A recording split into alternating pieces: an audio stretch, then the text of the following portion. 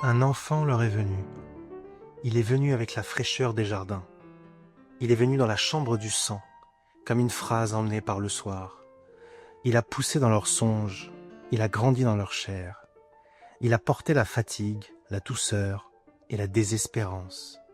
Avec l'enfant est venue la fin du couple, les mauvaises querelles, les soucis, le sommeil interdit, la pluie fine et grise dans la chambre du couple. C'est le contraire de ce qu'on dit qui est le vrai. C'est toujours ce qui est tu qui est le vrai. Le couple finit avec l'enfant premier venu, le couple des amants, la légende du cœur unique.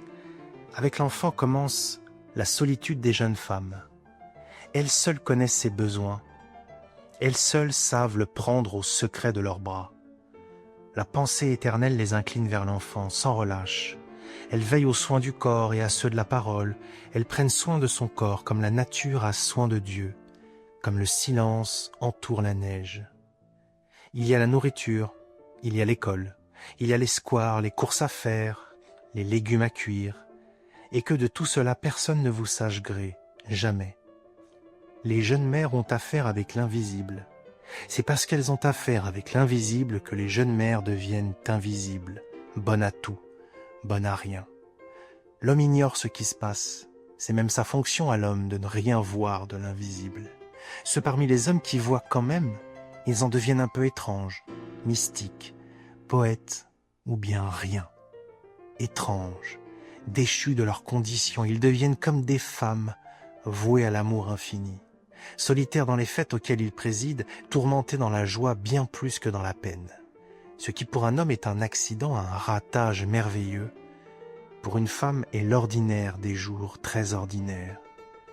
Elles poursuivent l'éducation du prince, elles s'offrent en pâture à l'enfant, à ses blanches dents de lait coupantes, brillantes. Quand l'enfant part, ils ne laissent rien d'elle.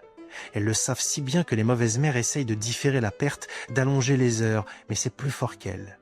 Les animaux se laissent manger par leurs petits. Les mères se laissent quitter par leurs enfants, et l'absence vient, qui les dévore. On dirait une loi, une fatalité. Un orage que personne ne saurait prévenir. L'ingratitude est le signe d'une éducation menée à son terme, achevée, parfaite en sa démence. Extrait de La part manquante de Christian Bobin, 1989.